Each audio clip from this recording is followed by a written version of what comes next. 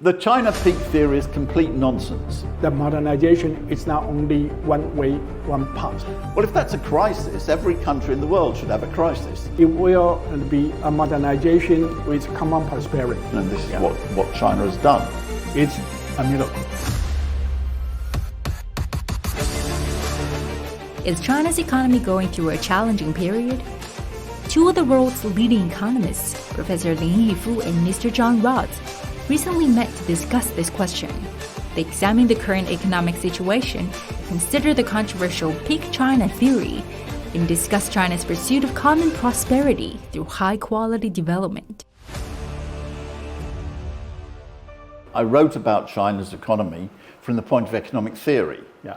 In 2005, I started to come to China, and I read Professor Lin's books, because I was so interested by this idea of the very, very original idea of comparative advantage. I've already told my wife I was very excited that I was going to be seeing him and doing an interview with him, because I've got an incredibly high opinion of his research. Well, very kind of you to say that. And actually, the way I know you is through the same format, because I read your articles about China, and you were a very small number of Western people to have a very good understanding of the Chinese economy. There are so many misunderstandings about China. For example, China peak, China collapse hypothesis have been so widespread. With more, here's our China correspondent, Steve McDonald. And the world's second largest economy is struggling. The China peak theory is complete nonsense.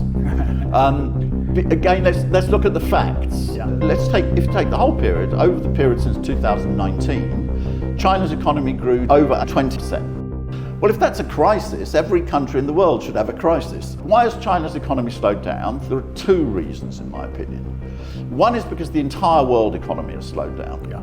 So therefore, China's lead is still very considerable compared to other countries. And the second one, which is a bit more technical, it's because China's net fixed investment has fallen quite considerably. There is a great deal of discussion in China about consumption, and it doesn't appear from the gross fixed investment that the investment has fallen a lot, but the depreciation level has risen a lot because China's capital stock is much bigger. Therefore, its depreciation each year is bigger. Net fixed investment has fallen in almost all countries, and therefore they've all slowed down. But the peak theory is just complete nonsense, because they don't make any comparison with what's happened to them. So they say China's economy has slowed down, which is true, but the US economy has slowed down, and the European economies have slowed down horribly. I fully agree with you. The peak China theory is just nonsense. And as you said, the whole global economy has been slowing down. Now dropped down to about 3%. China is the largest trading country, largest exporting country. Certainly, China was hit the most seriously because the export market growth rate has been slowing down. As a result, the export in China slowing down so much. Certainly, under the kind of situation, it hurt China's growth. And secondly, because of the slowing down in the global economy, and China need to do some adjustment in domestic economy. And as long as China, continue to explore new areas of growth, China can maintain quite a handsome growth rate, especially in the new emerging sectors. China has been growing so fast to become global leaders. But actually, China contributes to the global recovery. We know that since 2008, China has contributed about 30% of the global growth. China has been leading the global growth. So to say China has peaked, I think they did not look into the overall picture. They only compare that China in the past grew at about 9%, now dropped down to about 5 and 5.5% average. But that is a common situation in the global economy, especially due to the high-income country, advanced country, they have not recovered. How to continue to develop economy, to narrow the income gap with the advanced country, has been a dream for all the developing countries. China also like to achieve this modernization in a Chinese way. It will be a modernization with common prosperity.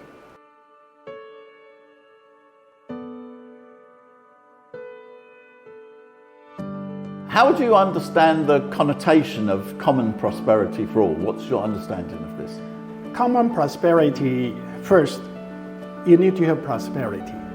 That means you need to grow dynamically to raise income and to allow you have more resources to cope with the needs of the nation, with the needs of the people, and improve their well-being.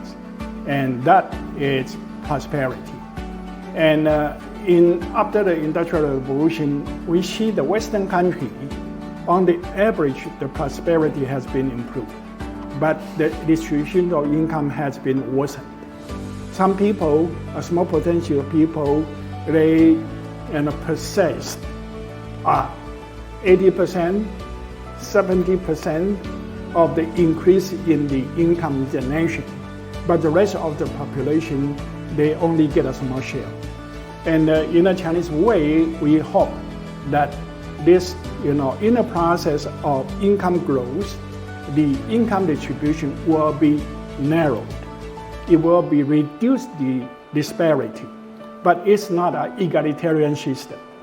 Well, I think China is the most extraordinary economic development in the whole of human history, and I'm not saying that to be polite, because I'm in China. I mean, it's just a fact. In 1949, China was almost the poorest country in the world. Yeah. Now it has prosperity by its own domestic standards. While I think the unevenness was inevitable, nothing could be done about it at the beginning because of China's very low level starting point. But that would be very dangerous if it continued.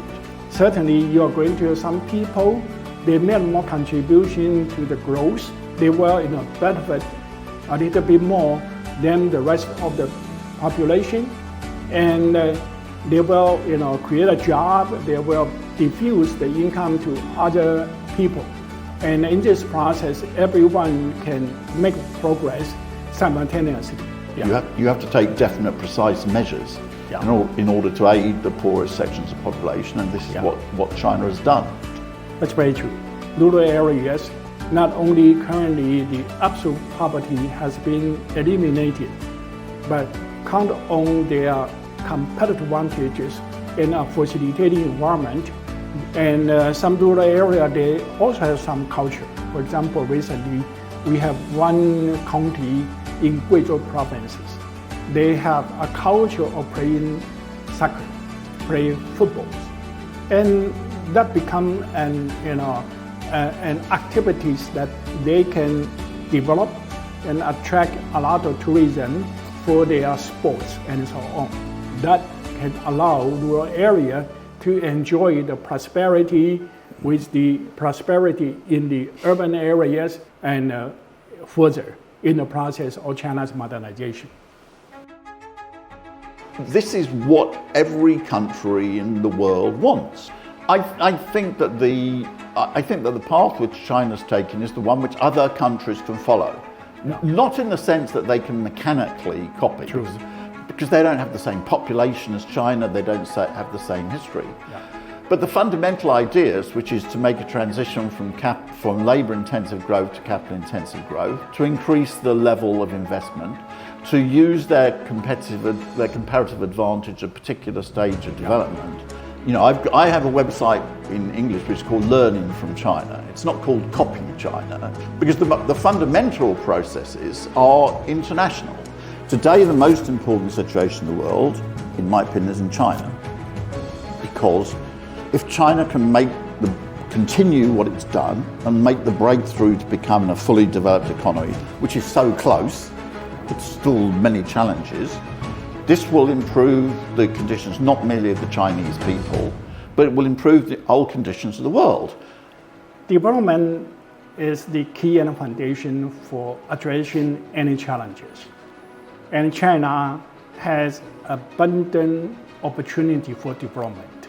And China also has the wisdom to continue our development through the cooperation between market, that is private sectors, and the state, that is the government, and to realize our dream of Chinese way of modernization.